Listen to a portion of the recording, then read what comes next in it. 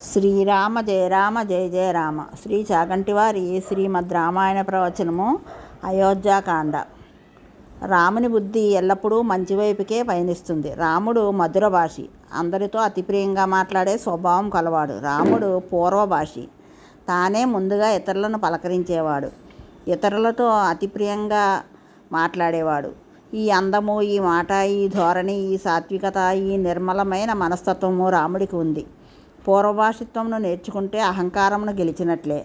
అవతల వారిలో ఉన్న మంచిని మీరు గుర్తించగలిగితే వాడు 1000 అపకారములు చేసినా వాడు చేసిన ఒక్క ఉపకారమును గుర్తుపెట్టుకుని మీరు అవతల వాడితో మాట్లాడగలిగితే మిమ్మల్ని మీరు సంస్కరించుకుంటున్నారన్నమాట. అందుకనే రాముడు ఇతరులతో తానే ముందుగా మాట్లాడేవాడు, ప్రియంగా మాట్లాడేవాడు. అది రాముని లక్షణం. అంత అందంగా, అంత ప్రేమగా మాట్లాడడం రామునికి ఉన్నటువంటి లక్షణం. ఆయన పరాక్రమవంతులకు పరాక్రమవంతుడు, అయినా ఎన్నడూ అహంకారం లేనివాడు. ఆయన వద్ద ఎప్పుడూ అసత్యం లేదు. పెద్దలైన వారు ఎవరైనా వస్తుంటే ఆసనం మీద నుండి లేచి ఎదురు వెళ్ళి వారిని ఆహ్వానించేవాడు. వశిష్ఠుడు వస్తే రథం వద్దకు ఎదురు వెళ్ళి తన చేతిని అందించి ఆయనను రథం మీద నుంచి క్రిందికి దింపేవాడు.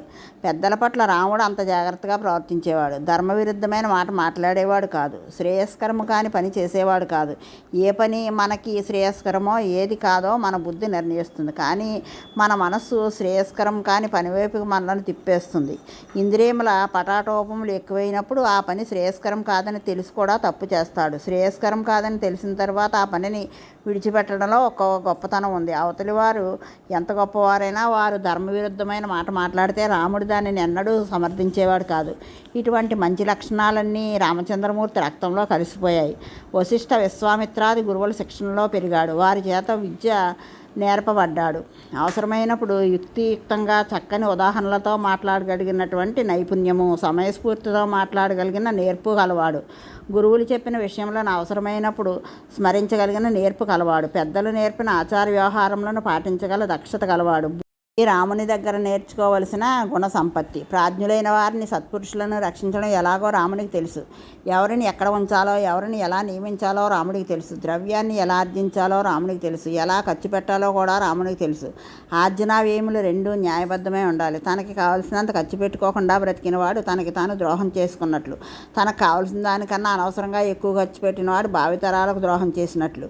వ్యక్తి ఈ రెండూ కాకుండా సమతుల్యంగా ఖర్చు పెట్టగలిగిన వాడే ఉండాలి. యశస్సు కొరకు, ధర్మం కొరకు, సంతానం కొరకు వీటన్నిటినీ విభాగం చేసుకుని ఖర్చు పెట్టగలగాలి. ఈ విషయములన్నీ రామునికి తెలుసు. రాముడు సంగీత, శిల్ప, నృత్యాది విద్యలందు ఆరితేరినవాడు. లొంగనటువంటి గుర్రములను, ఏనుగులను కూడా లొంగదీసి వాటి మీద స్వారీ చేయగల శక్తి ఉన్నవాడు. ప్రపంచంలో అతిరథులైన వారు చాలా కొద్ది మంది మాత్రమే ఉంటారు. అటువంటి అతిరథులలో శ్రేష్ఠుడైనటువంటి వాడు రాముడు. గొప్ప అస్త్రవిద్య తెలిసినప్పటికీ నిష్కారణంగా ఎవరి మీద బాణప్రయోగం చేయనివాడు. ఎప్పుడూ అవతలివాడి ఉపకారమును స్మరించి ఓర్పుతో ఉండగలిగినవాడు. అందరినీ సంతోషపెట్టగల సద్గుణ స్వరూపుడు. ఇన్ని గుణములున్న తన కుమారుని చూసుకొని దశరథ మహారాజు మరింత ప్రీతి చెందుతాడట. రామజయం శ్రీరామజయం.